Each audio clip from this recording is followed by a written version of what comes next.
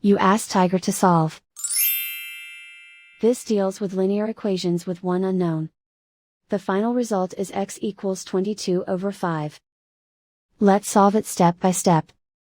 Simplify the expression. Group like terms. Simplify the arithmetic. Group all constants on the right side of the equation. Add 12 to both sides. Simplify the arithmetic.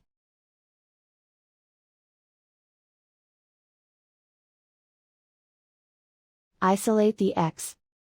Divide both sides by 15. Simplify the fraction. Find the greatest common factor of the numerator and denominator. Factor out and cancel the greatest common factor. And so the final result is x equals 22/5.